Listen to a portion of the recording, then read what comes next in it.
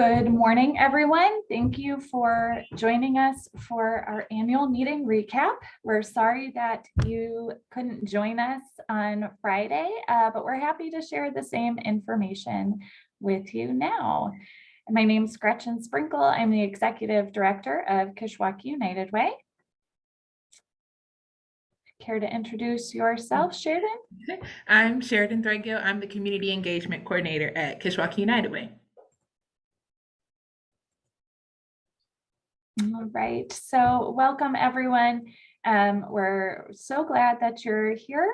We're going to share some updates about our past year and also things to look forward to in our upcoming year. So I will take care of our year in review. The big highlights: we moved to 2201 North 1st Street in DeKalb. We are sharing a building with WDKB 94.9. I said that backwards. Hopefully they'll forgive me. We moved in June. Big thank you to our board of directors, Sean Lowe and Sheridan, for helping make that happen. We also installed a second Born Learning Trail in Sycamore. Oh, here's pictures from our ribbon cutting in June.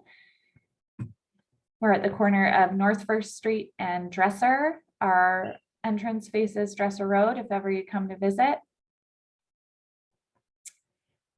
And here you can see the ribbon cutting at our brand new Born Learning Trail in Sycamore near North School. Rotaract Club of Sycamore and Meyer in Sycamore sponsored the trail. Rotaract of Sycamore handled the installation, and I'm really grateful. I was on maternity leave at the time, and Sheridan made sure that it ran smoothly. Also, a little shout out to Basics DeKalb County. They always partner with us to promote our Born Learning Trails, and they have an extra sign at the end that you should check out. If you're unfamiliar with what Born Learning Trails are, they are designed to help caregivers engage with their young children. Specifically 5 and under, but older kids can enjoy it too, to work on following directions and early reading and literacy skills. And we also have a new fundraiser. We took our old Taste of the Vine, or Taste Bottles and Brews, and it is now Teasers and Tasters. It was a trivia competition hosted at the Egyptian Theater in November. You'll see on the left, the winning team was very excited. They got some trophies, and winners from each round were won some smaller prizes as well. We're looking forward to hosting our second annual Teasers and Tasters in November of this upcoming year. 211, our information and referral line, is available 24/7, 365. And in the past year, 833 total calls came in to the call center from DeKalb County, and the top needs remained the same: housing, mental health services, and access to healthcare. The top unmet needs, unfortunately, also remain the same. Rent payment assistance. Some of those callers did not qualify for the multiple programs available in the community. And homeless motel vouchers were also a great need that was usually unmet. Our shelters were at limited capacity, particularly due to the pandemic, and doing the best they can by the guidelines they have to keep everyone safe. And there was great need for emergency shelter. You can also text 211 now. That's only available Monday through Friday from 8:30 a.m. to 4:30 p.m. We're hoping that that will expand soon. Just text your zip code to 898-211 during those hours, and you will get the same assistance that you do over the phone. I will turn it over to Sheridan. Okay, so I am going to talk about our community engagements and partnerships over the last year. So I'll be covering our donation drives, our virtual tours, sorry, talking a little bit about our partner agencies and our Dying United fundraiser. So our donation drives kind of came from an idea that we borrowed from United Way of Metro Chicago. Last January, we decided to pack Hold Me Over diaper kits, which would include diapers, wipes, and then we were also able to get books from Basics to include in those. And the idea behind that was just to provide families with a few diapers and wipes just to get them through maybe the next week or a couple of weeks till they were able to get more. So with the help of Team NM from Northwestern Medicine, we were able to pack over 200 kits. The Egyptian Theater hosted us, and those diaper kits were given to local food pantries because that's often an item that families look for when they visit our food pantries. And some of those were also given to our partner agencies. You can see a few pictures here from some of our donation drives. So after that first drive, we realized that the donation drives gave us a unique opportunity to not only connect with partner agencies, but also corporate partners. So now we kind of seek to host a donation drive every quarter. Some of the corporate connections that we made during the donation drive last year were our local Target stores, our local Walgreens, Old Navy, Canes, and Suter Company. And then some of our community connections outside of our partners were DeKalb County United Soccer Club, Barb Food Mart, the Spartan Food Pantry, Sir Donald Foundation, Basics, and the Regional Office of Education. So not only did the drives allow us to make meaningful connections, they also help us kind of meet the basic needs of families. And then in addition to the diapers, we also collected essential items for new moms, new shoes for kids to go back to school. And then in October, we did a Socktober donation drives where we were able to collect over 700 pairs of socks for our local shelters. We are currently holding a diaper drive, so there's still a few days left. If you're interested in donating diapers, you can visit our office to drop those off to us. We would love to have you. Moving on to our virtual tours. So our virtual tours is kind of just a way to introduce our donors and supporters in the community to who our partners are. Our partner agencies are a huge part of the work that we do here. So you may have seen some of our Tour Tuesday posts, and that's basically just a live stream, kind of like we're doing today of an interview with our partner agencies. My favorite part about this project is really learning how our agencies feel supported from United Way outside of our allocations, which is important, but it's not the only way that they feel supported. So on the screen, you'll see just two quotes from two of our virtual tours. The first one was from Adventure Works, and then the second is from CASA DeKalb County. So these were just two of quotes that stuck out to me, but I really have been enjoying doing each of the virtual tours. So I encourage you all to visit our YouTube page at Kishwaukee United Way, and you'll find a playlist entitled Leaders in Community Impact. And that's where you'll see a list of all of the virtual tours that we've done thus far. Just to elaborate a little bit more on our partner agencies, we've been making an effort to connect with them more. So we're meeting at least 4 times a week. I'm sorry, not week. 4 times a year, just to touch base, give updates, and offer support where we can. So we really do appreciate them and all the work that they're doing in the community. And we want them to know that. So we're just making an effort to connect with them more. And then lastly, you'll see a few pictures here of me at Los Panchos and our board co-chair Tia at Tom and Jerry's of Sycamore. And these were from our Dine United fundraiser that happened a few weeks ago. This was our second time doing Dine United, which is really just a large dine out day. This year, we only invited local restaurants to participate because we really wanted to focus on local impact. So we had Los Panchos, Tom and Jerry's of Sycamore, and then Fatty's. So it was really fun. Hopefully you saw that on social media. So thank you to those restaurants again, and we look forward to hosting Dine United again next year. And that is all I have. Thank you, Sheridan. I am going to give you all a little peek at what we're planning moving forward.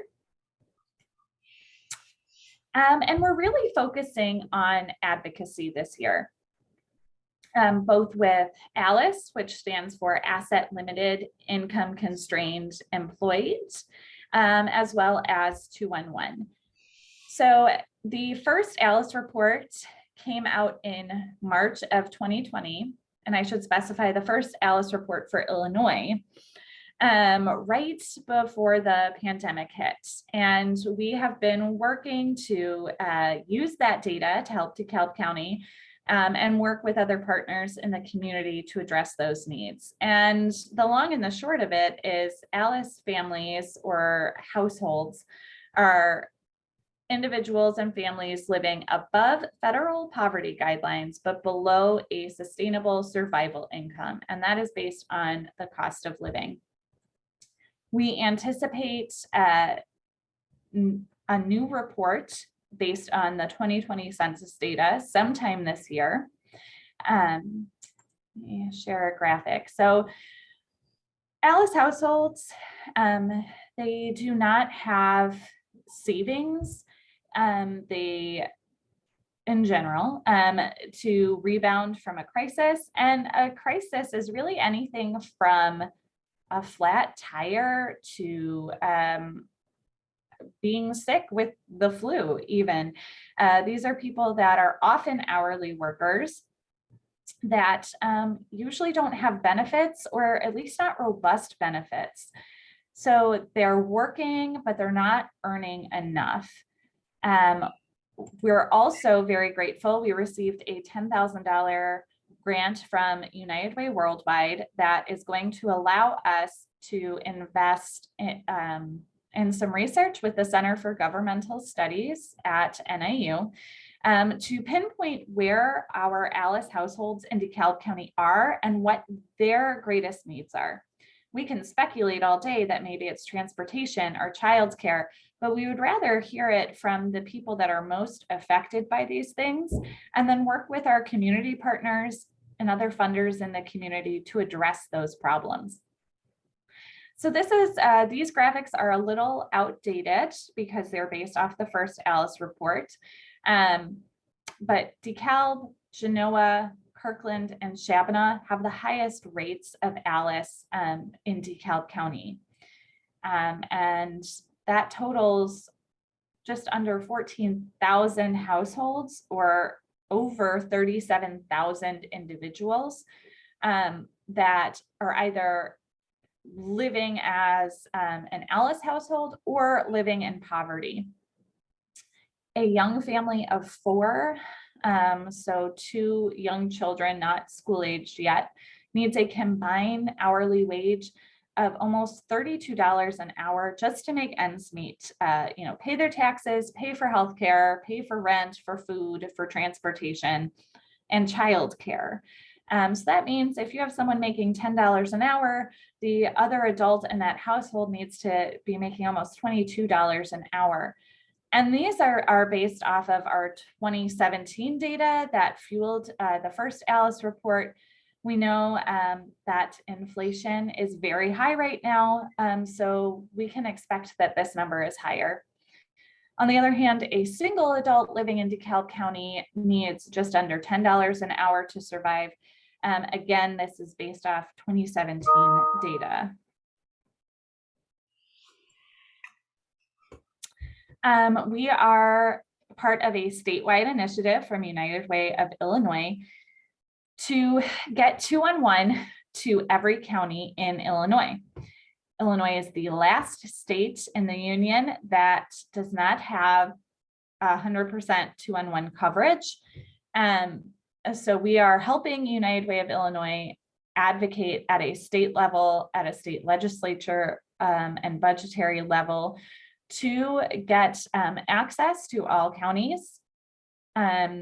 This helps individuals access existing resources, anything that is free or on a sliding scale that can take a self-referral can be registered in 211. We currently contract with PATH, but there are other call centers in our state and in neighboring states that Illinois utilizes. And also just a little change with that 988 mental health line coming, that is something that will be taken off the plate of PATH, who we contract with. So we know that it will have a slightly different approach to 211. This is a map of the current 211 coverage in Illinois. Anything that is gray does not have 211 access and has not been assigned a potential call center. I will say that Cook County officials have been working with United Way of Illinois and others to get 211 access. So that is in the works.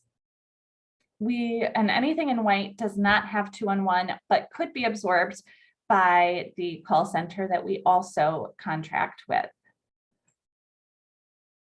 Some dates to remember: Day of Caring, our annual volunteer day, is Thursday, June 16th. And thanks to Target Distribution Center, we will be able to make one-time grants of between $500 and $800 to some of the projects that are selected. If you are an agency that would like to be a Day of Caring site, you have until the end of the day Friday to get your application in. So please be sure to contact me if you need the link to that again. And then we're really going to start driving for volunteers. If your business or you as an individual are interested in volunteering that day, please let us know. We'll be sharing the volunteer registration form. Campaign kickoffs will be happening late in the summer and early in the fall.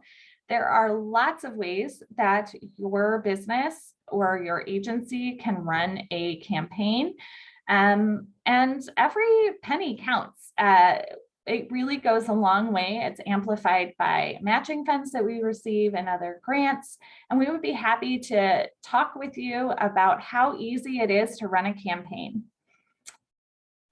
Dueling Pianos is tentatively scheduled for July 29th.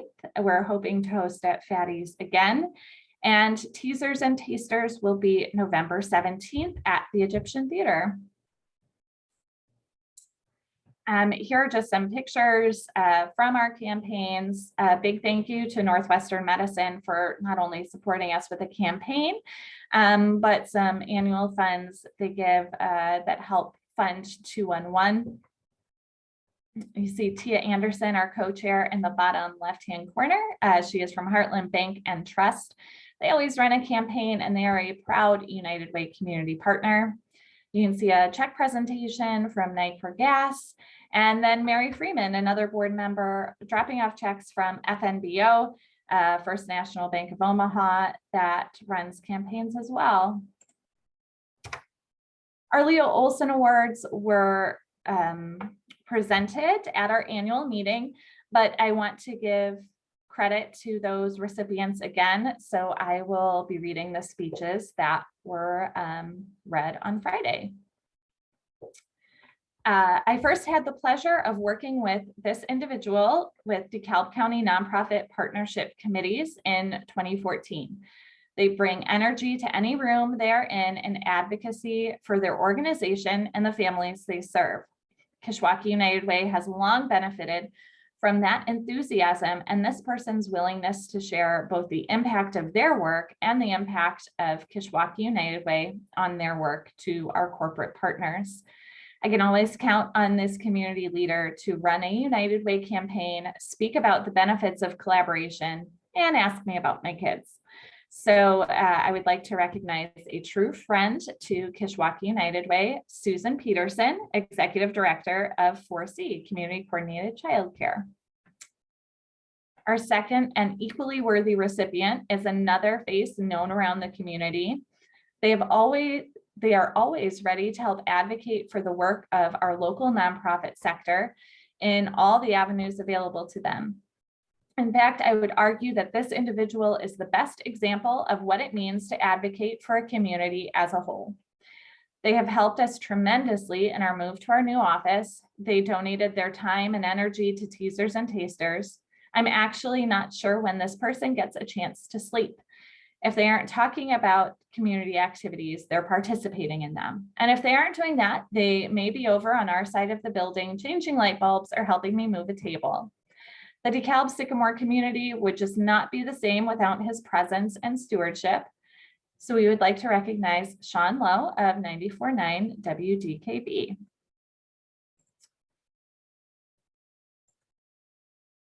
So congratulations to Sean Lowe and Susan Peterson. We're so grateful to have them on our United Way team. And that's all we have for you. I don't know if you have anything else to add, Sheridan. Nope, I don't. You covered everything. All right. Well, thank you so much for taking the time to get some updates about United Way. And we cannot wait to partner with you in this upcoming year.